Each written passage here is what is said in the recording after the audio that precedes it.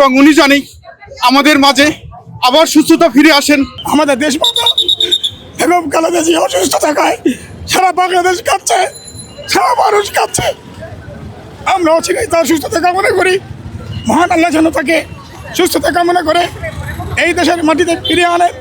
তার সুস্থতা কামনা করে আমরা বিদায় জানাচ্ছি। আমাদের সংগঠনের মা, 3 বারের প্রধানমন্ত্রী, আমাদের সবচেয়ে বড় কষ্ট, আমরা ভারাক্রান্ত, আমাদের বুক ফেটে যাচ্ছে। ওনাকে সঠিক সময় সঠিক চিকিৎসা দেওয়া হয়নি। উনি দেশের বাইরে গিয়ে উনি চিকিৎসা করতে পারেননি। আমরা আজ আমাদের কি বলবো, আমরা কান্না। এক সময় আমাদের যে স্বৈর শাসক, যে ফ্যাসিস্ট সরকার আমাদের কথা শুনেননি।